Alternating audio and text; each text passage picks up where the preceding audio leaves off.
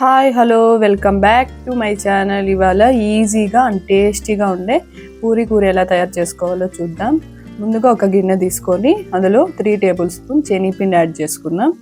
అందులోకి చిటికెడు పసుపు, చిటికెడు సాల్ట్ కూడా వేసి ఒకసారి ఇలా మొత్తం మిక్స్ చేసి ఇప్పుడు కొద్ది కొద్దిగా వాటర్ వేసుకుంటూ ఇలా ఉంటలు లేకుండా మనకు ఎంత కూర కావాలంటే దానికి తగినంత వాటర్ యాడ్ చేసుకోండి.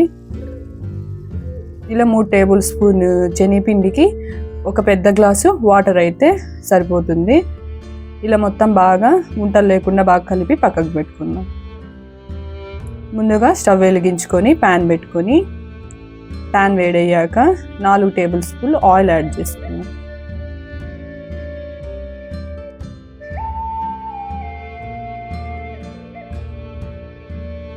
ఆయిల్ వేడయ్యాక హాఫ్ టేబుల్ స్పూన్ ఆవాలు, హాఫ్ టేబుల్ స్పూన్ జీలకర్ర, కొద్దిగా కరివేపాకు, సన్నగా తరిగి పెట్టుకున్న 2 పచ్చిమిరపకాయ ముక్కలు వేసి ఇలా ఒకసారి కలిపేసుకుందాం. ఇప్పుడు ఇందులోకి అరకప్పు వరకు సన్నగా తరిగి పెట్టుకున్న ఆనియన్ ముక్కలు కూడా వేసి 2 నిమిషాల పాటు మీడియం ఫ్లేమ్లో వేయించుకుందాం.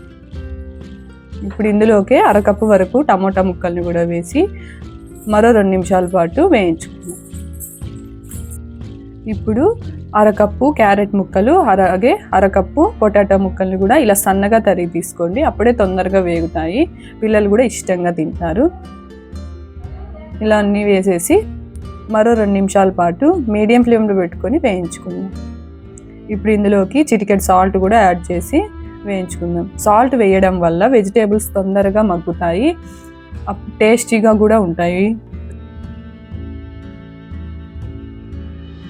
ఇప్పుడు ఇందులోకి కొద్దిగా వాటర్ యాడ్ చేసి 2 నిమిషాల పాటు మీడియం ఫ్లేమ్లోనే ఉడికించుకుందాం.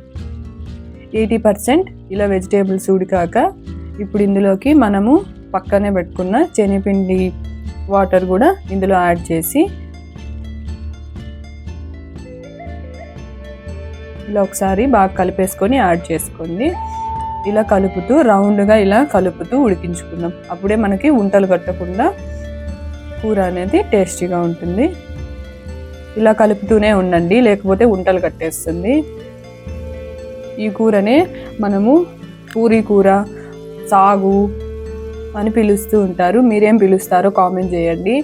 ఈ కర్రీ అనేది దోశ, పూరీలోకి చాలా బాగుంటుంది. మీరు కూడా ఒకసారి ట్రై చేయండి. మీ పిల్లలు, పెద్దలు ఎవరైనా సరే ఇష్టంగా తింటారు. మామూలుగా మనము ఇలా సన్నగా తరిగి కూరల్లోకి వేసేస్తే తినేస్తారు. మామూలుగా అయితే వెజిటేబుల్స్ అనేవి పిల్లలు కొంతమంది ఇష్టపడరు కదా. ఇలా ట్రై చేయండి, వెజిటేబుల్స్ కూడా ఇష్టంగానే తింటారు. మీకు నా వీడియో నచ్చితే లైక్ చేయండి, షేర్ చేయండి. కొత్తగా నా ఛానల్ని ఎవరైనా చూస్తుంటే ప్లీజ్ సబ్స్క్రైబ్ చేసుకోండి.